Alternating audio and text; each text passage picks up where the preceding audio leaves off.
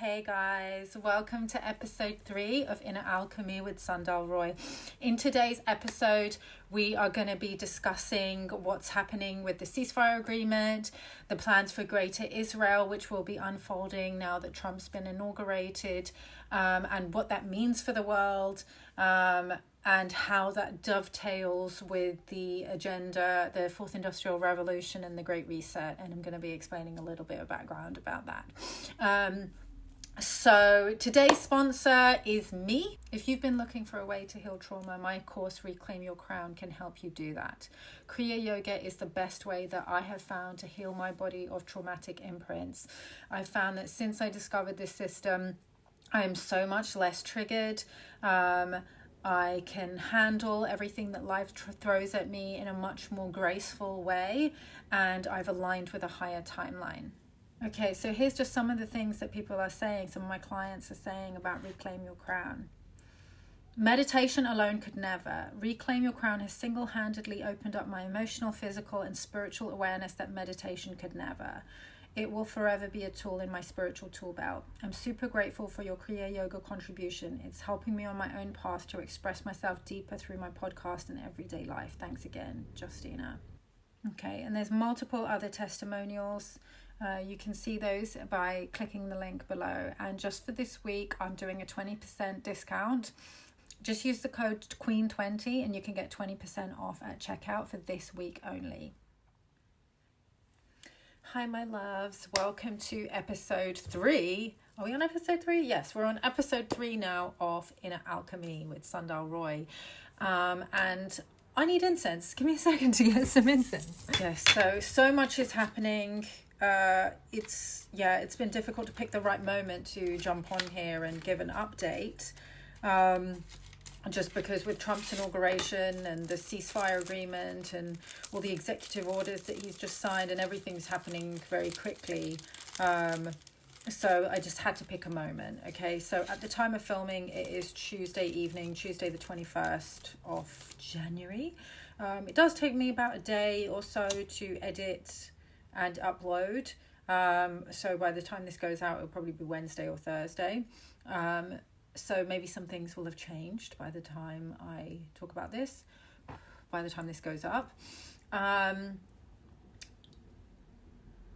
But yeah, I just thank you so much to everybody who left so many wonderful comments and even sent DMs and gave me some quite vulnerable shares in the DMs regarding regarding the last episode 2, Sexual Misery. Okay, that one really needed to be talked about. You know, you guys were really here for it, and I'm really glad, okay, because I want to be talking about divine union a lot more. It's really important. It's such it's such an important part of our lives. It's kind of central to everything. So I will be talking about it more, but I wanted to come on here and just give a kind of Ascension geopolitical update and talk about some current events, because obviously the awakening journey is not just about the micro and our own personal lives, it's also about what's happening on the world stage, and those things are very much connected, as within, so without. So today I want to talk about the ceasefire agreement, Trump's inauguration, what we can expect to see with the plans for Greater Israel and the Fourth Industrial Revolution, which are basically both part of the same agenda. And, you know, how we can move forward with grace as an awakening collective, because obviously there's a lot of kind of culture war dynamics that are happening. There's a lot of racial and religious divide and conquer, and left-right partisan politics that are going to be going to get a little bit complicated for us to navigate, okay? As y'all know, and I'm sure many of you have experienced, you know, losing friends over this time. I know I've had to say goodbye to several friendships because of their views about the genocide in Gaza, and their support of the Zionist settler colony. So, you know, and just, you know, I've obviously talked about in the previous video how I let go of my previous relationship that I was in, not because he was a Zionist, but because he just didn't care enough. And for me, that is not what I want for my divine union, okay? My divine union is going to care about God and care about truth and care about divine justice as much as I am. So yeah, I will be talking in future episodes about karmic interfacing and how we can end up on the divine union journey and the hieros meaning sacred union journey. How we can navigate karmic interfacing, okay, which is basically where we end up getting into false unions through unhealed wounds, and that block us from our true divine union and our soulmate that God has intended for us.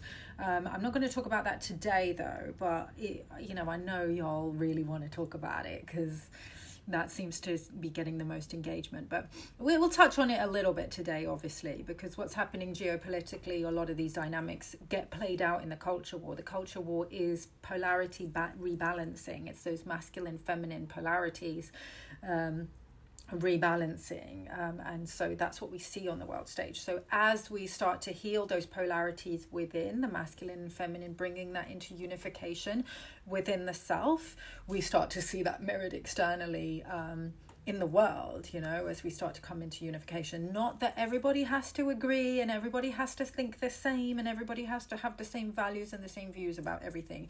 It's also about respecting free will, and the rights for people to choose their own lifestyles and things like that. So a lot of these end time prophecies and different religious wars and bloodline wars, that conversation is going to be had more widely.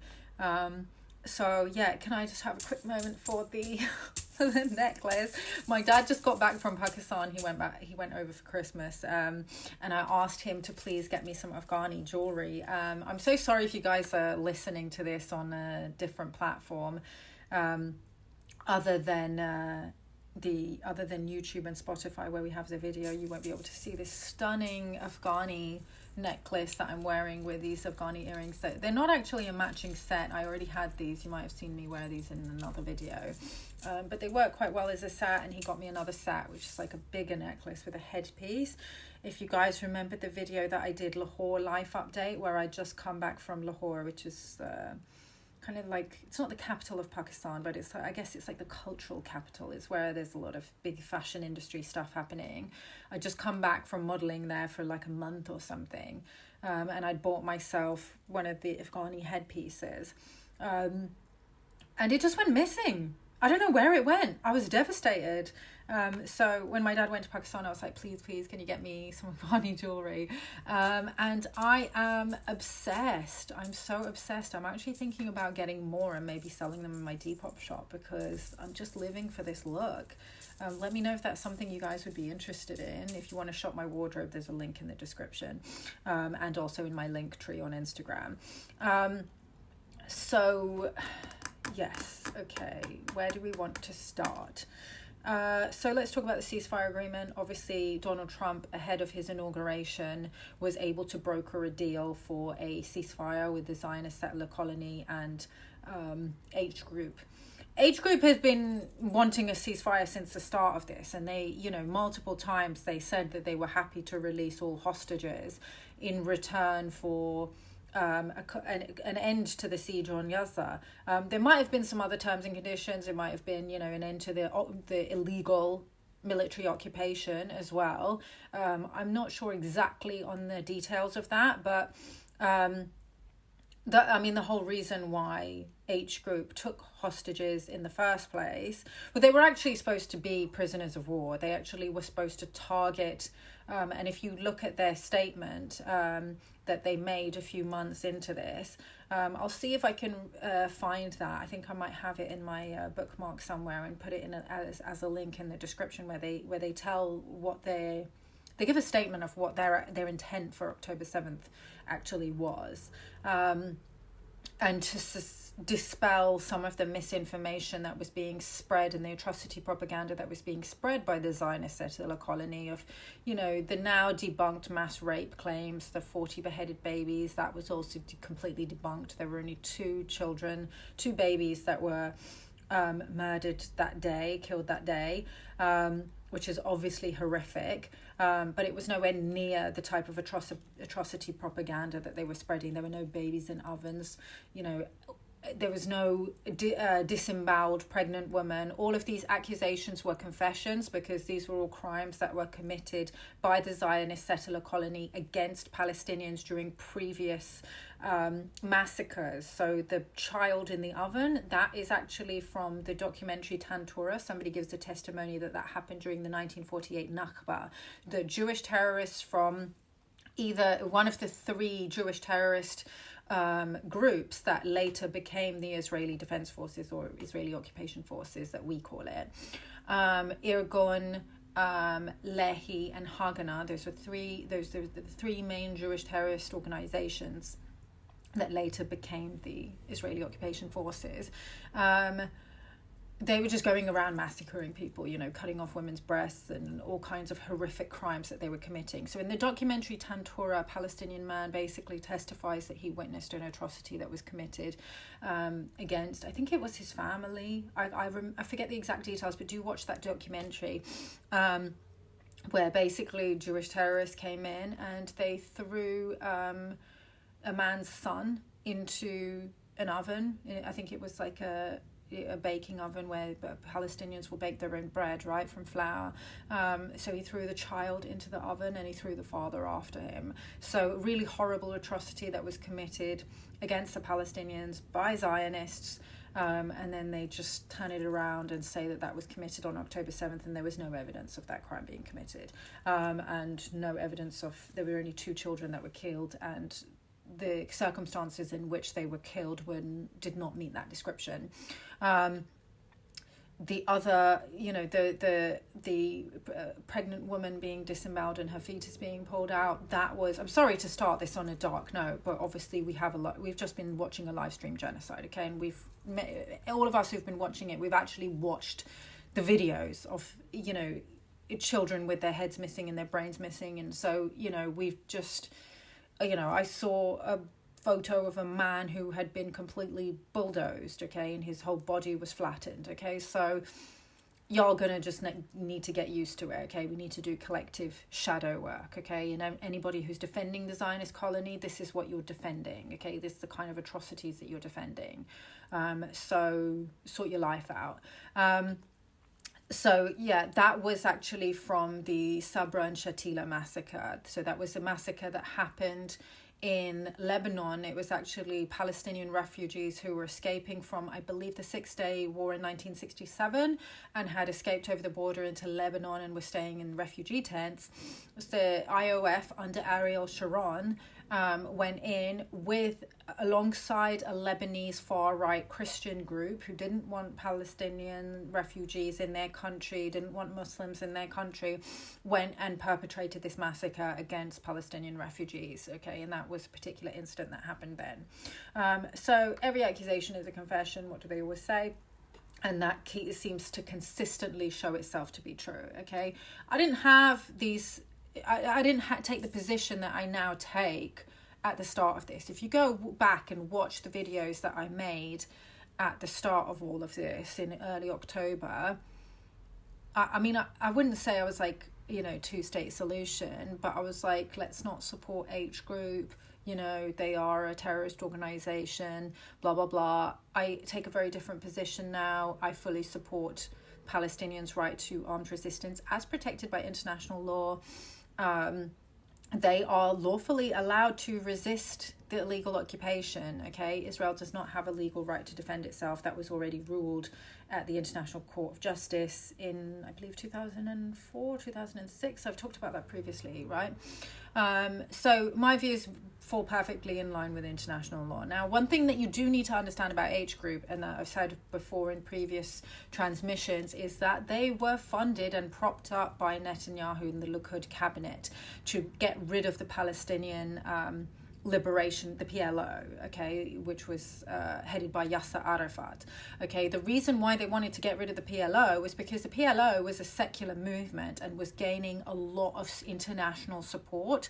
So they wanted to bring in an extreme militant Islamist group instead, because if they could perpetuate the Islamophobic narrative, it would help with, their propaganda arm. And just basically fulfilling their end times agenda. Okay, their end times agenda relies on a lot of Jewish, Christian, and Islamic eschatology. Okay, eschatology just means end times prophecy.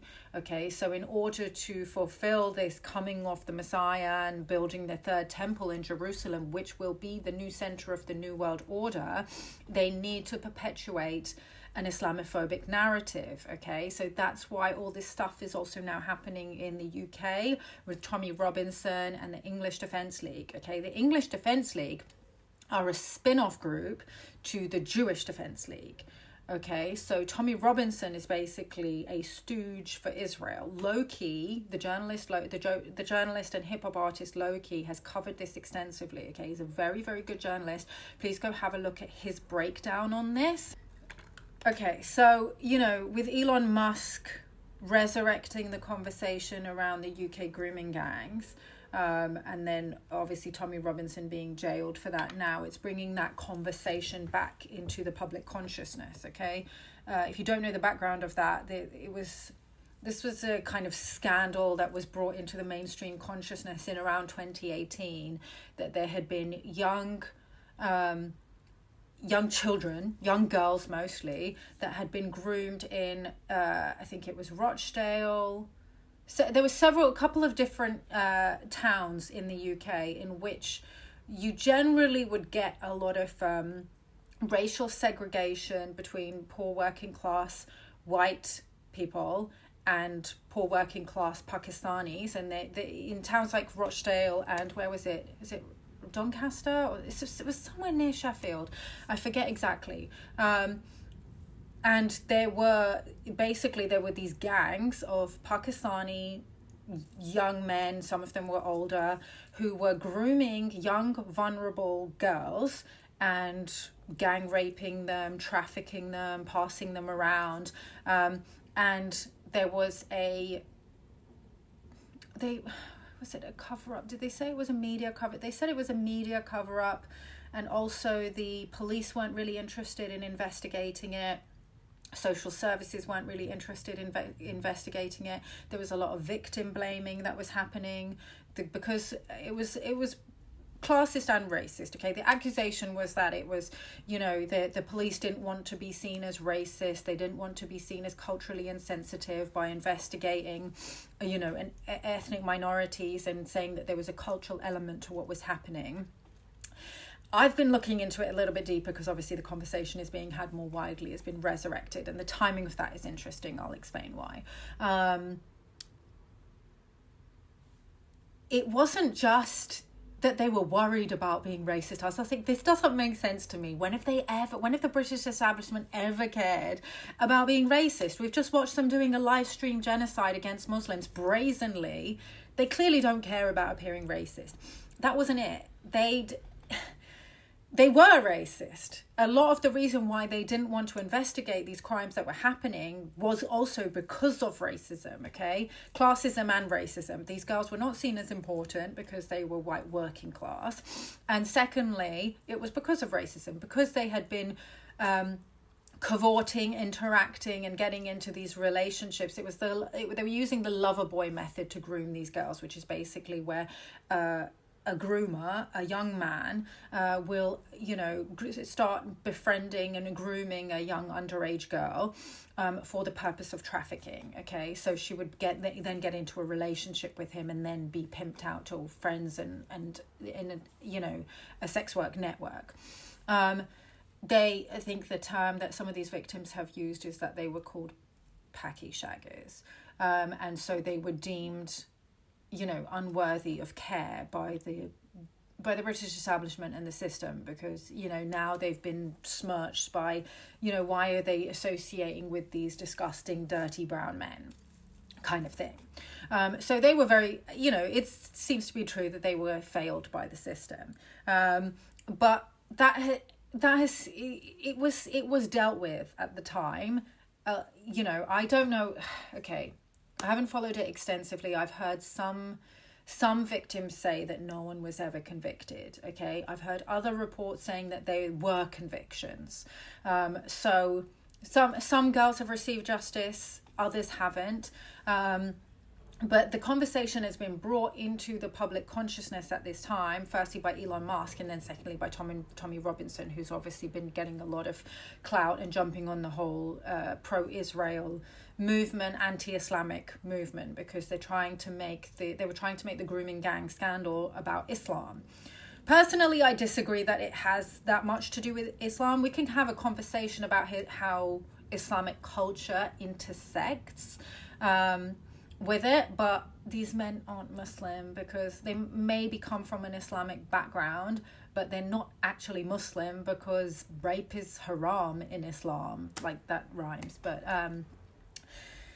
yeah, like it's haram. It's completely forbidden. I'm not denying, I think that there does need to be a conversation that's had for the sake of these children about the cultural intersections of what happens when you have, people that come from a very conservative religious background in which girls and women are very protected. Their chastity and their femininity and their sexuality is seen as very precious, and so it's kept under wraps, and girls are not, they don't get as much freedom as Western white girls. And then what happens when they are put into a culture where that isn't the case and women are given more freedom, girls are given more freedom? Perverts and criminals are going to take advantage of that, okay? And they absolutely need to be held accountable. Every single person that was responsible for that are fucking scum. They should be, personally, I think that sexual predators should be castrated. And the worst offenders, I wouldn't be averse to capital punishment for the worst offenders. But the timing of the conversation is obviously suspicious, because this is coming at a time when they're trying to take over the Middle East and they're brazenly committing a genocide against predominantly Muslim people.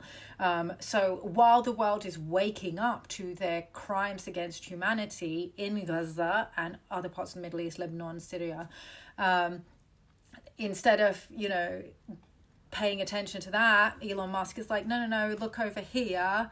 These people are deserving of what we're doing to them because of look what happened in our country, and look what happened, this is going to happen if we let them come over here. If you don't want them to come over here, don't bomb them in their homeland. Don't try and take over their homeland. What the fuck are y'all doing in the Middle East? Trying to take it over and build a third temple to have as the center of your new world order. I mean, obviously, it's because these people are messianic nutters. But I do just want to say something about how, the far right in the UK are worried about, being taken over by Middle Eastern people. I just find that so hilarious, because St. George, who is basically the patron saint of England, and for which the England flag, the Red Cross, is dedicated to, was Palestinian. Like, I just find that so funny. And our national dish here is like chicken tikka masala, which was basically invented by Pakistani immigrants in the UK. It's not an Indian dish or a Pakistani dish. It was invented in Britain for a British consumer. But Britain's history with the Indian subcontinent goes back to Victorian times. Like, you can't undo that. Like, saying that you don't want to be taken over by Islamists, I mean, you cannot put the cat back in the bag. I mean, it's happening. And if you don't want that if you don't want, to lose your culture, you should complain to the government who is doing a genocide in the Middle East. This is very much our genocide as well, okay? Owen Jones just published an article. It wasn't published by The Guardian, which he usually works for. I'm not sure where it was published, but I'll find the link and I'll put it in the description box, okay? He did a breakdown on Britain's complicity in the genocide in Gaza, okay? We have been training IOF soldiers at our military bases in the UK. They've been using the British military base in Cyprus for the RAF, have been using it to extract intelligence over Gaza. The UK military personnel have been having meetings with Israeli military personnel. Several of our MPs are funded by Friends of Israel, which is basically UK's answer to AIPAC, including my own prior MP who has now stood down, Mike Freer. I think people keep on talking about him. I'm very proud to be one of the people that wrote to Mike Freer and told him that I was very much looking forward to seeing him at the ICC, being held accountable for his complicity in Israel's genocide. I do not condone firebombing his office. You know, I get why people did that. I don't condone it. Because obviously we've been shown that the rule of law stands for nothing. Okay, the ICJ has been completely useless throughout this, so is the ICC. The rule of law seems to only apply to Western country, basically holding account African leaders or Middle Eastern leaders or whoever they want to remove, okay, whichever CIA puppet they want to remove when they're done with them. And let me just say something also, okay, when I was talking before about H group and how they were propped up by the Zionist entity, okay, when we're talking about radical Islamist regimes, okay, those have been put in place by the deep state, okay? I speak with very good authority when I speak on this, okay? My grandfather was involved in Pakistani politics. He was on first name terms with Benazir Bhutto, with General Zia, okay? He was a general in the Pakistani army and he was a Rhodes Scholar. Okay, the Rhodes Scholarship is problematic, okay? I'm very much aware of that. I'm not saying that he was an amazing person. I actually don't know much about what his job involved. But he was basically supposed to be on the private plane that General Zia, who was a very moderate leader in Pakistan, and Pakistan was very progressive during the 1970s when my mom was growing up. She's told me this, and all my aunties have told me this, that Pakistan was very progressive. There wasn't all this veiling. You know, if you're a woman, an Islamic woman who veils, I fully support that. Like, I have no issue with that. But that wasn't like a cultural norm, okay? It wasn't even... It was pretty actually westernized, like from what my mum told me. Like when I look at vintage photographs of my mum and my aunties growing up in Pakistan in the 70s, yes, they did wear shalwar kameez sometimes, which is their national dress. They also wore a lot of Western clothes. I'm not saying that you have to be Western to be progressive. I'm just saying that that's how it was, okay? The British were obviously very fundamental in creating the Pakistani state, you know, carving it out of what used to be India when they, decolonized India. They created Pakistan and then East Pakistan, which later became Bangladesh. And there was like a whole last genocide that West Pakistan committed against the Bengalis when they were fighting for their independence. And the British very, I think, deliberately left Kashmir, which is the region in the north, disputed territory so that they could continue to perpetuate divide and conquer between India and Pakistan. So that's a little bit of geopolitical background. But General Zia was basically shot out of the sky. It was on a private airplane by the CIA, okay? That was a black op to take him out, and then they brought in a very fundamentalist Islamist puppet regime, okay? And the same things happened with Imran Khan. Imran Khan, I'm sure, is part of the club. You know, he was a very famous cricketer. He was married to Jemima Goldsmith, who is a Zionist Jew. She's from a Zionist Jewish family, and she is, you know, one of the elites. She's not necessarily one of the Illuminati bloodlines, because the Rothschilds, Rockefellers, those bloodline families are actually not the Illuminati bloodlines. Okay, they actually work for the black papal nobility that are actually in control, that are actually the hidden hand. Okay, the Jesuits. Okay, we're going to talk about this more here. But Imran Khan has always been a populist leader. He's generally, people like him in Pakistan. He supports Palestinian sovereignty, partly because of, you know, and he said this openly, that the reason why he takes that position on Palestine, you know, obviously Pakistan are going to support Palestine because they're predominantly Muslim and they're part of the Muslim Ummah. So it's in his interest to support Palestinian sovereignty just for his own leadership and to maintain so he can stay in power. But it's also because of their position on Kashmir. Like, Pakistan wants Kashmir, India obviously wants Kashmir. Most of Kashmir is currently under Indian military occupation, although a lot of Indians would disagree with that, because they would say, well, it was ours, it belonged to us, which is valid as well. But as I understand it, and I have quite a few Kashmiri friends, most of them just want their most of them seem to, from what I am told, want their independence. So, if that's what they want, I think that they should be supported in that. They should be given independence. I don't think I've heard several people weigh in, mostly Indians, saying that they shouldn't have independence and it wouldn't be good for them. But I don't think that other people have the right to decide what's good for people who they aren't, and they don't belong to that group. So, even though I'm not a statist, I'm an anarchist, I don't actually believe that government is permissible according to natural law. It's majority rule over minority, and it rules by threat of violence. I respect people's right to self-organization and self-determination.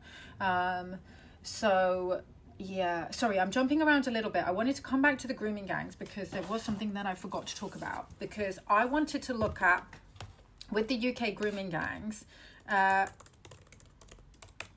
what are the actual statistics, okay? Because the thing that they keep perpetuating in the media is that the paedophilia problem in the UK is mostly Pakistani Muslims that are grooming white girls. And I believe that this is a false narrative. I looked it up. There's something, I do think that there's something suspicious about it. They talk about how they were pimping these girls out. Who were they pimping them out to? Like, okay, why would the police and the judges and the social services and the media all complicit in covering this up? Like, come on, guys. Like, we know, okay? Those of y'all who are actual truth seekers and who have been researching everything that's been happening will know that all of those systems are complicit in child trafficking and child sexual abuse and satanic ritual abuse even. So is it possible that some of these grooming gangs were supplying children to those entities, and that's why they didn't want to expose it? I think it's perfectly possible. I mean, a few years ago, before this conversation was had about Pakistani Muslims, it was Romanians. It was Romanians that were trafficking girls from Eastern Europe, mostly Romania, to the UK. Okay, it doesn't take a rocket scientist to figure out the cultural context in which this happened. You've got people from a much poorer country supplying children to people in a much richer country. Why? Because the buyers in that richer country want to consume children for sexual and satanic purposes. It's the same thing that's happening in the US. Y'all saw Sound of Freedom, right? Okay, so most of those grooming gangs are supplying indigenous children across the border from Mexico and other Latin American countries, or children from deprived backgrounds within the US to US buyers who are predominantly white, upper class. They're all races. It's not just a race thing. It's a power thing, okay? Whoever has the money to buy these children I'm not saying everyone, obviously I'm not saying everyone who's part of the judicial system and the police and all of this stuff is consuming children, but there are people who are police and judges and social services who are in those positions because they're able to get access to children and because they're Illuminati or Masons and they're using children for sex magical satanic rituals and things like that. Yes. Sorry, I'm just pulling up my notes because I have some stats on this. Okay, so I looked up different, so grooming gangs and ethnicity, what does the evidence say? This was an article dated 4th of April 2023. Okay, so this data is a little bit older and then I'm going to come with newer data. So we probably want to look at some of the older data just because this is a historical crime. So they said, now the data is patchy. They don't have the very comprehensive data on looking at, who the perpetrators are, who the victims are. Okay, but we do have some data where we can kind of get an analysis. And I do think that more data needs to be collected on this. I think that we need to be able to look at this. We need to be able to see who's doing this, look at the cultural context in which this is happening so that we can solve it. Okay.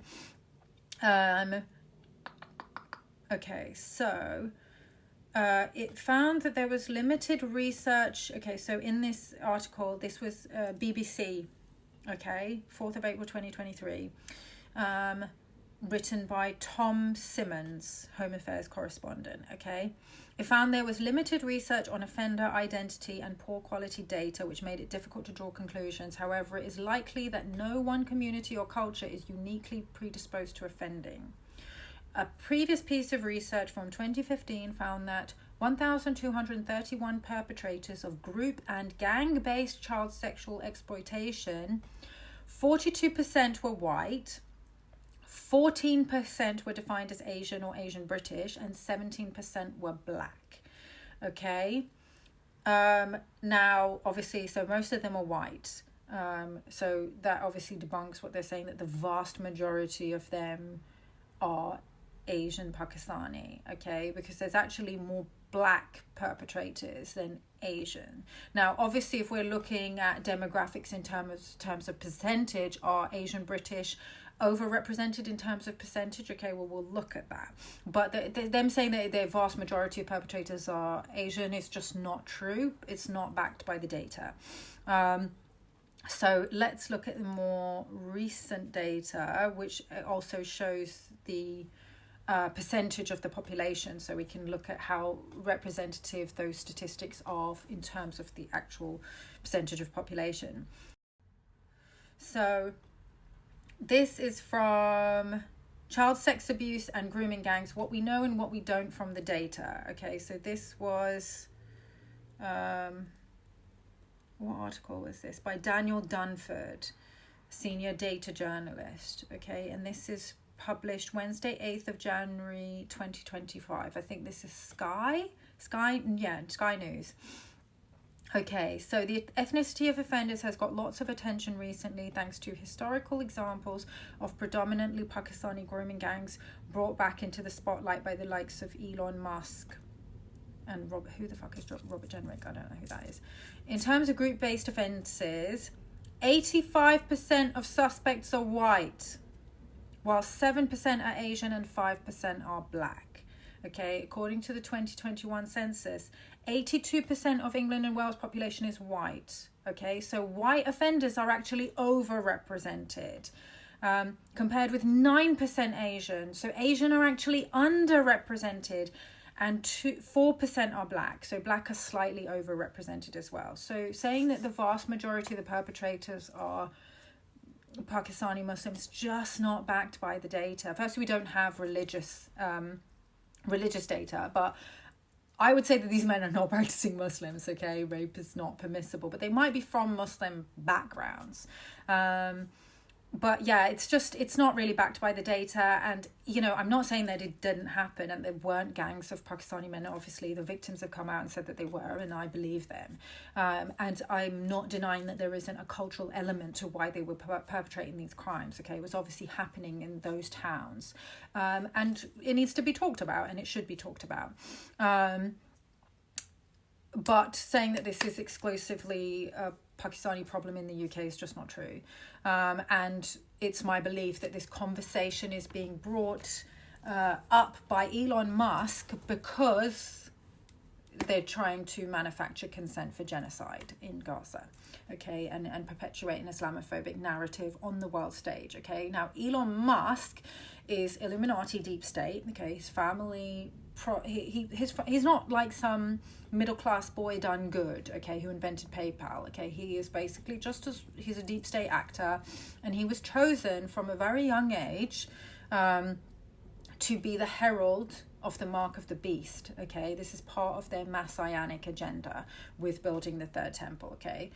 The plan for Greater Israel, expanding Israel into the territory, Syria, taking all of Palestine, Syria, Lebanon, Egypt, Saudi, possibly parts of Turkey, I forget, and Jordan. Okay, they want to expand all that territory into Greater Israel, have the center of the New World Order on the site of Al-Aqsa, and build the third temple there. And it is my belief that part of the reason why is because the Ark of the Covenant is being kept in underground chambers underneath Al-Aqsa. Okay, now I know Graham Hancock has said that it's, you know, kept in Ethiopia in some church there, and the guardians have been getting cataract because of the radiation coming from the Ark of the Covenant. Please look up the Ark of the Covenant, okay? It's a really interesting rabbit hole to go down. This was a technology in the Old Testament that the Israelites would use to destroy their enemies.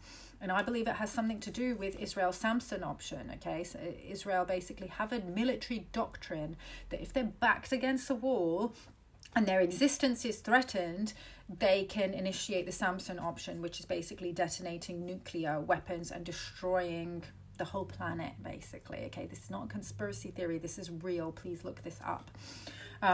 So, you know, I've had some conversations with my beloved, with Dominic, about nuclear. I do want to get him on the podcast. I keep saying that. He's just kind of preparing himself because he's got so many interesting things to say. He doesn't believe that nuclear weapons exist. I'm really interested to hear the evidence for that, and that a lot of it is scaremongering.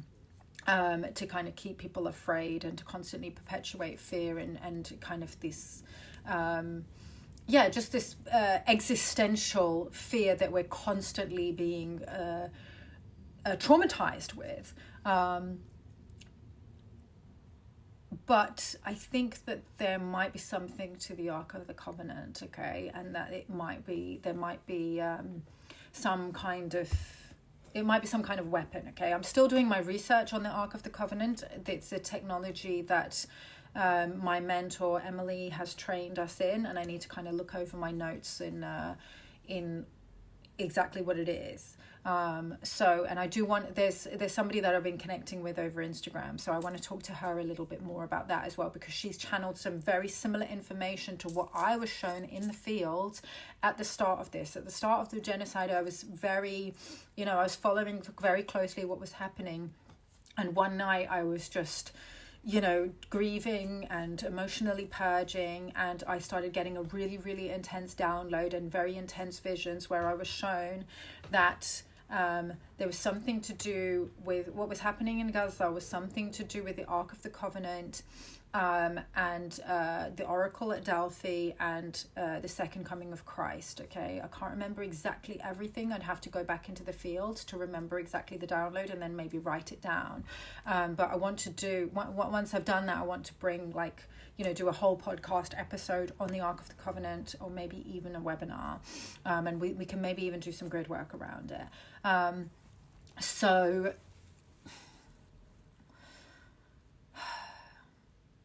yeah, the plan for Greater Israel basically dovetails with the Great Reset and the Fourth Industrial Revolution. This is basically the same agenda. A lot of truth seekers and spiritual seekers don't seem to understand that these are not two different psyops. This is the same thing, okay? This is exactly what they're rolling out, okay? The whole Davos group and the World Economic Forum with the whole you'll own nothing, you'll be happy, you'll be slaves, with this Neuralink microchip, and all have nanotech in your body. That's all part of it, okay? That is the mark of the beast. Okay, they want you all enslaved and worshipping them. Okay, I'm not talking about just one particular religious group. I'm talking about a particular sect of Messianic people who are actually considered blasphemers by Orthodox Jews. Okay, I'll post some links in the description box where you can listen to some very notable rabbis, Orthodox Haredi rabbis, talking about the nuances of why they're anti-Zionist, why they're pro-Palestine, and educating people about true Judaism, okay? And, I'm not saying that I don't have any issues with Judaism and Christianity, I do. Okay, I've read certain parts of the Talmud, I've read parts of the Old Testament and the New Testament that I just don't agree with, and that's why I'm a syncretist. That's why I won't ascribe to any one religion. I've also been learning a lot about Islam. There's a lot about Islam that I actually do agree with, especially since coming into divine union. But yeah, I'm a non-religious person. I am a quantum healer and I work under the Christ Sophia logos. Okay, so Jesus and Magdalene are two of my main guides. Yeah, I serve the law of one. So, you know, I guess some people say it's Gnostic. There's a lot of things about Gnosticism that I also don't agree with, okay? I feel like Gnosticism is very anti-Sophia, okay? They talk about how Sophia created the demiurge. She basically birthed the demiurge by immaculately, without, you know, basically cheated on her beloved and birthed the demiurge, who's the god of this reality that is Yaldabaoth, which, you know, they in the Abrahamic tradition they call Yahweh or Jehovah. Now, I don't believe that Jehovah is God or Yahweh is God. I believe that Yahweh is a fallen Elohim. And that's my issue with Christianity and Judaism. I believe that, you know, as much as Judaism is against paganism and against idol worship, if you actually look at the original text, they're actually worshipping various Elohim, and some of them fallen. So it's important to look at the original text, and a lot of this is going to be coming out more and more with theological researchers speaking out who've actually been doing the work. You know, this is, look up, what's his name? Paul, I can't remember. The guy from The Fifth Kind, Paul Watson, I think that's his name. He's been doing very extensive research on this, okay? He actually went to theological school and he trained to become a pastor. And now he talks about how basically the Bible has been borrowed from Sumerian mythology, and it's all referring to different demigods, okay? So Judaism is actually paganism, but they just have completely obfuscated their worship of all these different Elohim and said that they're just worshipping Hashem, which is the prime creator God source, and I disagree. So yeah, that's just where I'm at with that. What else did I want to talk about? Yeah, I feel like that's about it. That's what I want to cover for the Ascension update. Obviously, with Trump coming in, all the QAnon people are being like, yay, our savior, our hero, our messiah. I don't want to be like, wait and see. Like, I need y'all to fucking rise up already and see the deception, okay? He's just as much part of the club. He's not draining the swamp. He is the swamp. Like, there are so many multiple accusations and court documents where that have been filed against him of rape of minors, okay? He's a nonce just like the rest of them, okay? And he's a Zionist and he supports genocide, okay? He's not draining any swamp, okay? He's just another globalist. He's just another deep state puppet. Like, I don't know how people don't see this. Like, if the MAGA crew are literally like, I was talking to my boyfriend about this yesterday, okay? He said he knows so many MAGA people that are former military, former police, have literally an arsenal in their houses of guns. Literally, if they were all genuinely awake and weren't deceived by this whole MAGA deception, they could take this swamp out. They could take it out in probably a day or a week, okay, if they wanted to, if they were actually genuinely awake, but they're not, okay? The whole trust the plan has been another psyop to get y'all to be complacent and to just sit on your laurels and be like, it's okay, he's taking care of it, trust the plan, you know, he's going to take out the Federal Reserve, he's going to drain the swamp, good things are coming. You know, it's so stupid, guys, okay? We have to get organized, okay? We are the ones that like Trump's he's no hero, okay? When I look at Palestinian journalists, when I look at Palestinian doctors, when I look at the Palestinian resistance, I see people who are actually draining the swamp and people who are actually like facing evil and who are, you know, doing the good work, okay? I'm not this is also why I'm not a Christian, okay? Because I don't believe in the whole turning the other cheek thing. I believe in the right of self-defense. So, you know, I do think that we need to take out these predators who've been abusing children. I'm going to go to some questions now, okay? Because you guys have asked me some questions in the Q&A that I posted that I think are going to be interesting to talk about.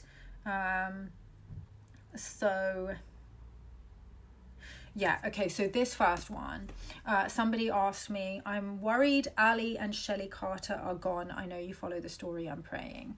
Okay, so I actually didn't follow that story. I didn't know about who those people were, and I had to look it up. And I quickly looked up who is Ali and Shelley Carter. It seems like Ali Carter has been one of the main victims in the whole Diddy exposure. And she has been basically talking about these elite child sex trafficking rings, underground tunnels, underground cities for a long time. I'm literally just trying to get up to speed with this now. And one of the things that she said that was really interesting in one of the videos that I watched was, she's just like, everybody wants to talk about the elites. Everybody wants to talk about their celebrities, and obviously that does need to be talked about, because these people are powerful, and we give our attention and our money to these people and allow them to that facilitate their crimes. So that does need to be talked about. But people are not talking about your average everyday person, or even just like talk about the elites. Like, some of us are actually hanging out with the elites, okay? Like, I've been modeling for 20 years, okay? I've hung out with like politicians and, you know, very accomplished lawyers and you know, all kinds of people, like celebrities. So, you know, like you might be neighbors with like a judge. There might be a judge across the road, okay, who's a nonce, okay, who's involved in this, who could be a Mason, okay? Not just that, but even if you're a working class person, like, have you listened to some of these victims of SRA? Have you listened to people like Jeanette Archer, and, you know, other victims? Annika Lucas is the one that I will quote often, because she's so erudite, and she just cannot... She cannot be very easily dismissed, okay? She was recently on the PBD podcast, and he treated her atrociously. Like, I was really trying to hold back, because I don't like trolling people, especially now that my platform is growing. But I had to say something, and then I saw the comments. Everybody was just like, PBD, what the hell? Like, how dare you talk to her like this? He was just questioning her and being very like... just not treating her with the care that she was owed, I believe. So both of them have talked about how they were trafficked by members of their own family who were, you know, middle working class people. And it's, you know, obviously they you know, Jeanette Archer has talked about how the police were complicit in her abuse. These are normal... Police officers are normal, everyday people, okay? They're not just elites, okay? They're people that we trust who are part of the system.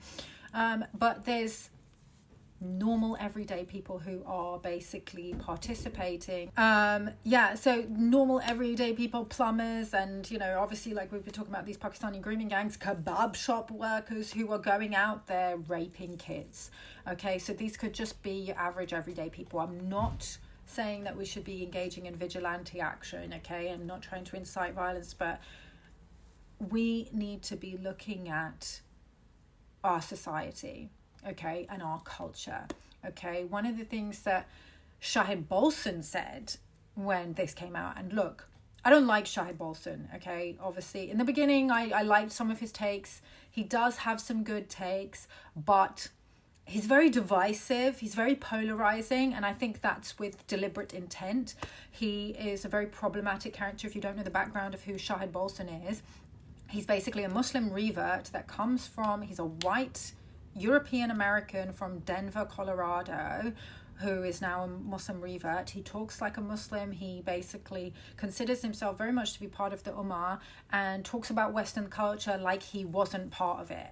Like, it's crazy to me. Like, with the things that he says, he's very, very, inflammatory about Western culture. And yes, Western culture has its issues, okay? So does Eastern culture. People criticize multiculturalism, but I do think that the best way for us to evolve as a human collective is by looking at what other cultures do better and incorporating those within our own culture, and looking at what we do better and keeping it. So whatever culture you belong to, obviously, like, I'm a multicultural person, like, I can't not be, like, I'm a mixed ethnic background. I was born in Pakistan. Somebody asked me where I was born, so that's where I was born. Grew up in the UK, and I've lived all over the world working as an international model, so I can't not be multicultural. Okay, I'm obviously British Asian, but I just feel like a global citizen at this point. Okay, there's so many cultures that I just love. Like, I love Indonesia, I love Mexico, I love the UK. Like, I used to hate the UK, but since 2020 I love the UK. Like, I love the US. I have so many friends from the US. Okay, I don't like the governments in any country. I think that they're all corrupt. But I think everybody is kind of corrupt, actually. I think all of us could be doing better. Just, we all need to get right with God and start doing the right thing. You will never regret doing the right thing, okay? I know some of y'all who've been speaking for Palestine are really burnt out, really tired. Some of you are really suffering financially because you've been so involved in activism that you haven't been promoting in your businesses and talking about your healing services. I know a lot of healers that have been doing so much activism and fundraising that they've kind of neglected the healing work. I'm no exception to that. I need to be returning to what I do best and talking about the healing stuff. And that's been affecting your finances. And in a cost of living crisis, that's obviously not ideal. But you will never regret doing the right thing and doing what God guided you to do in that time. Okay, for me, sometimes I think about it when I look at my bank balance. I'm just like, man, like, I could have done a little bit better with promoting my healing services during this time, but I don't regret it for a second. Like, I absolutely don't. Like, speaking for Palestine exposed my false union for what it was, cleared that out of the way. I got into divine union. Okay, it was literally Palestine that brought me and my beloved together. So I absolutely don't regret it. Not one bit.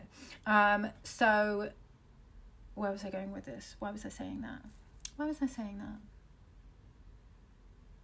Yeah, just saying that, like, we all need to do deep shadow work, actually, because it's not just the elites. We need to all look at how we've been complicit. Like, that's why I'm saying, like, BDS. Like, look at where you're funding genocide. Like, what brands are you buying that are giving money to these entities? And stop doing that. Start putting your money where your mouth is. I know it's difficult to do BDS 100% because so many brands are complicit. We need to also defund the government. I really want to bring Ash Pressure, I've been talking to him a little bit in the DMs, onto the podcast to talk about how we can tax strike. I will put a link in the description box to his campaign on how you can do a tax strike if you're in the UK, how you can do it legally, okay, without getting in trouble, okay? It's not just legal to do it, it's actually a legal obligation under international law to defund a government that is engaged in wars of aggression and particularly genocide. Okay, so Shelley Carter, she was basically just talking about how your average people are complicit in trafficking of children. And we all are. Like, if you're funding, like, some of these satanic celebrities and buying their products, we're also complicit. Obviously, it's not the same thing as somebody who's actually trafficking children. If you didn't know that, I don't know, Rihanna or Beyonce or whoever, the Kardashians, were Satanists and were doing these things, and you bought their products, how culpable are you if you didn't know? But, like, once you do find out, like, do better. This whole Diddy thing is exposing that. I mean, I haven't been following the Diddy thing too closely because I've been mainly focused on Palestine. I am going to look into it more. I'm going to get up to speed so that we can talk about it more, because the amount of disclosure that's happening at this time, it's like, I don't know anybody who's not awake now. Like, obviously there's different levels to it, and there's different ways in which you can be awake, and everybody's got a different perspective on what awakening looks like. And we're all basically reintegrating and reclaiming lost aspects of ourselves. It's a principle of rhythm. Please study Hermetic philosophy, okay? You'll swing from one side to the other as you basically do soul retrievals of all these lost aspects of yourself. Okay, so another question that I received. I just need to take a little breath, okay, because I'm talking so much and trying to get everything out, like, without this going on too long, but I should maybe slow down a little bit. Okay, so somebody asked, seeing awakening in the feminine en masse, when will men catch up to be allies? I said, like, okay, no disrespect to this person. I love her. She's amazing. I know her. I sense some misandry in this question, okay? And I do not like that, okay? This whole seeing awakening in the feminine, when will men catch up? I'm sorry, I don't see that. I see men awake alongside us, okay? Men have slightly different perspective on things because they're men. But I don't agree that men aren't awake and that they need to catch up to us like we're more awake. I think that's a very misandrist position.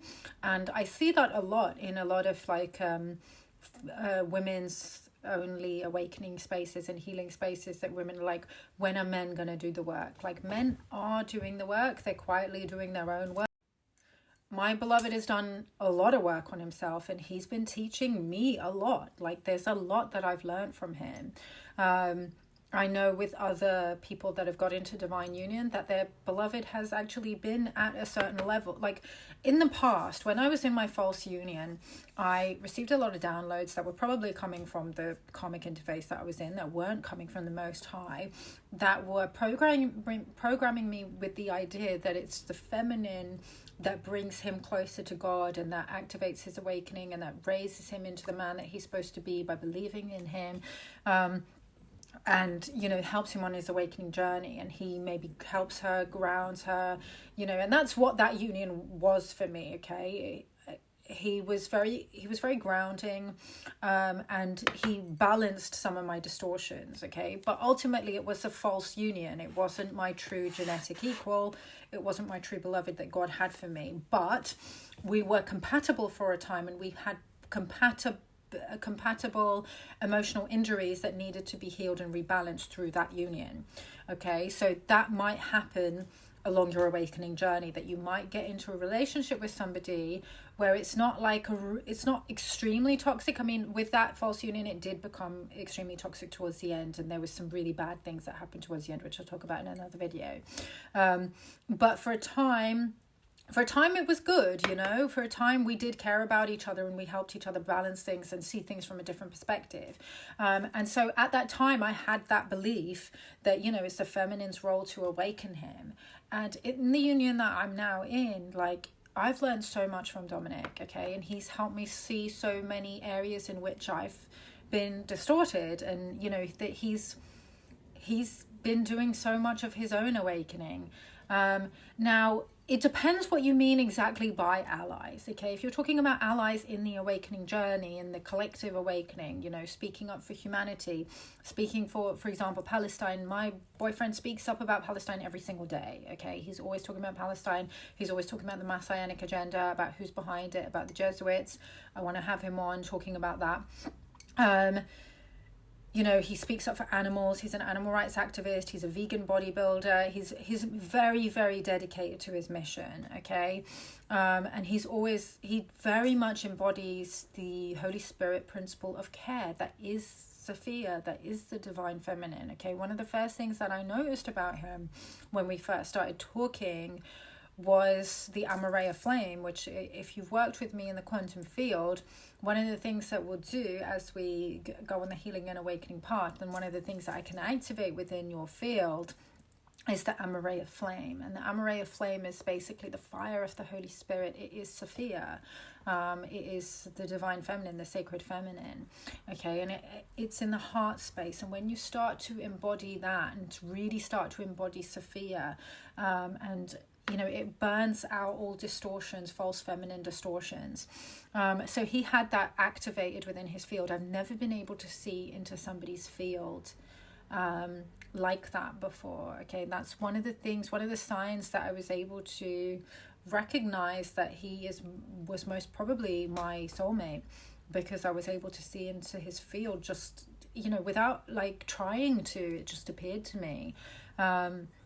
So, when we're talking about, if we're talking about when will they be allies for the feminine specifically, or for women in general, I want to ask you, what does that look like? What are you expecting that to look like? Okay, because men are very logical, okay, and it won't necessarily, them speaking up for the feminine might not look exactly like the way that you expect it to look, okay, but your beloved will speak up for the feminine in the way that makes sense for you and your union. Okay, we can't expect all men to behave exactly like how we would want them to behave, because everybody's sovereign and everybody has their own unique templating and their own medicine that they're here to bring the world. Okay, but when we talk about speaking up for women and speaking up for the feminists can't even agree on what is feminism. Okay, there's so much infighting within feminism. Some are pro-sex work, some are anti-sex work, some are pro-trans, some are trans inclusive, some are, what do they call them? TERFs, right? Or SWERFs. Okay, so even feminists, some are intersectional, some are not intersectional. Some don't think that racism should be a discussion that we have in feminism. So even feminists can't agree on how to be allies to each other, because, newsflash, women are all different and we all have different priorities and things that we want to achieve in life. So speaking up for women is going to look different for every man. So, with my beloved, he's always like, he did a lot of work interrogating his own programmed misogyny, the misogyny that men in the West are programmed with, at quite a young age, at around 23, 24. I'm sure he's totally fine for me to talk about him. So sometimes, I was used to think, okay, is it okay if I talk about this? I'm sure he'll be fine with me talking about this. So he started interrogating, the misogyny, the porn use, all of that stuff, the objectification of women when he was in his early 20s, and started very quickly accelerated onto his divine union path. In his mid-20s. Okay, for me it took much longer. I'm a little bit older than him, so actually it was happening around the same time that I was healing my distortions and getting onto the divine union path. He was also doing the same, but he was younger, but it happened for him younger, but it was happening around the same time for both of us. So he stopped using porn, and he started really cleaning up his sexuality and started to save himself for his soulmate. Unfortunately got into some karmic interfaces with people who weren't his soulmate. So did I. Okay, I got into some really distorted interfacing systems, and it took me a lot longer to clean up my sexuality, because as women we're programmed much more. This is a thing, okay? I think that actually it's happening faster for men to recognize what it takes to be. Men know that them going around being fuckboys or objectifying women is wrong, okay? They do know that, but some of them find it hard to do, because women are very magnetic. We're very beautiful, okay? It's very hard not to desire us as men, okay? And many of them aren't aware of that the divine union path even exists. They're not even aware of soulmates, okay? There's so much distortion and programming around that. So, a lot of women also don't know that, and a lot of us, I think that we have more distortions that we have to clear around sexuality, okay? Because a lot of feminism has told us that it's empowering for us to be sharing our sexual energy with multiple people, and that's why I think for me in particular it took me a little bit longer than it took him to get onto that straight and narrow path. So when women, he's actually made me aware of, some of the nonsense that I've been tolerating. Obviously being in the industry, you're in the industry as well, right? Being in the industry, we've normalized a lot of misogyny and a lot of incorrect, creepy behavior.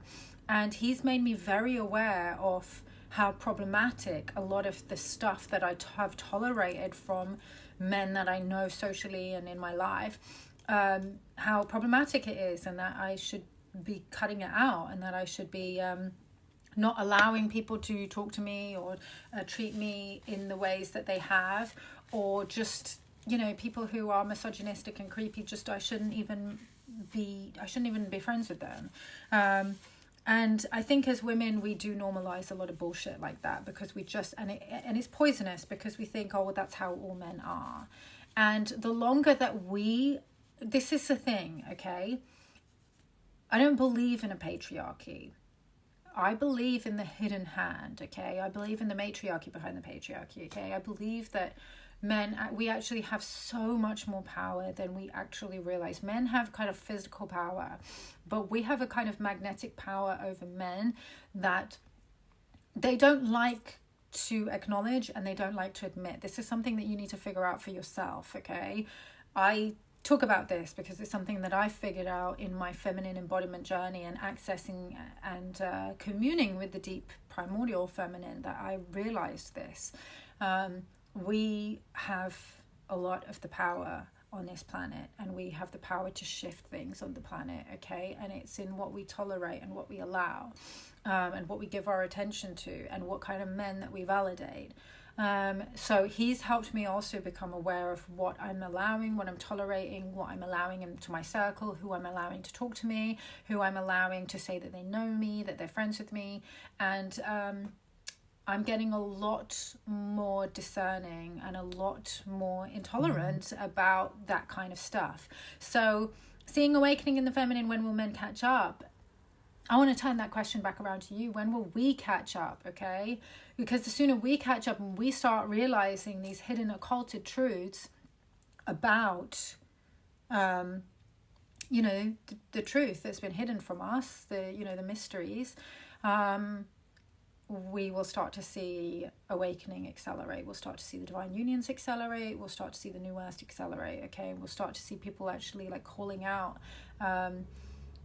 speaking truth and like calling out the evil in this world, okay? That's why the divine unions are so important. That's why I want to talk about divine union so much. That's why you are all so compelled and magnetized to every time I talk about divine union. I've looked at the stats on my channel, okay? These ascension updates are important, and I will continue to do them, but it's the videos about divine union and sexual misery and things like that that get the most engagement, okay? Y'all really want to hear about that stuff. Why? Because that is the foundation of the new earth. That is what is going to be the architecture on which the new earth hangs, okay? The Eden template is going to be architected by us balancing those polarities within and then without. So integrating your inner masculine as well, I've talked about in previous videos, really, really connecting to rebuilding the architecture, your masculine architecture within your own light body, which is something that I can help you with in the quantum field. It's also the rebalancing of the masculine and feminine is something that we also do in my course, Reclaim Your Crown. If you've been looking for a way to heal trauma and rebalance the masculine and feminine inner polarities within your light body, if you polarize between wounded masculine and wounded feminine, if you find yourself getting into toxic relationships, narcissistic dynamics, my course Reclaim Your Crown can help you rebalance those polarities. It's also the fastest way that I found to heal trauma. You'll know we've been through so much of it over the last year. It will clear physical, emotional and mental imprints from your light body and purge them out of your system and align you with a higher timeline, so you'll find yourself getting less triggered, you'll find yourself more emotionally balanced, and it will accelerate your divine union as well, okay? I've found that my quantum fieldwork clients have experienced a tremendous up level when they combine the quantum fieldwork with the Kriya Yoga that we do in Reclaim Your Crown. We can basically pull out implants and, unhealthy imprints and interfacing systems that are hooking into the light body, keeping you in a lower timeline much more easily once we've purged those traumatic imprints from the physical, emotional and mental bodies. And we can activate new gift templates, align you with your mission, activate divine union templates, heal heart womb architecture much more easily and much more quickly than without doing the physical embodiment work that we do in Reclaim Your Crown. Okay, so here's just some of the things that people are saying, some of my clients are saying about Reclaim Your Crown. Meditation alone could never. Reclaim Your Crown has single-handedly opened up my emotional, physical, and spiritual awareness that meditation could never. It will forever be a tool in my spiritual tool belt. I'm super grateful for your Kriya Yoga contribution. It's helping me on my own path to express myself deeper through my podcast and everyday life. Thanks again, Justina. I'm shedding layers of blockages. It's already had such an amazing effect in the first 3 sessions. I'm really shedding layers of blockages and changing so much. Sending gratitude, Emma. Okay, and there's multiple other testimonials. You can see those by clicking the link below. And just for this week, I'm doing a 20% discount. Just use the code QUEEN20 and you can get 20% off at checkout for this week only. Okay, so I did get a couple of other questions, but today's podcast I think has gone on quite for long enough. So I'm just going to leave it there and I'll answer them in the next episode. So thanks so much for tuning in, guys. I will love you and leave you. As always, if you want to book sessions with me, you can book them via the link below. And I will see you in the next episode. Peace out, one love.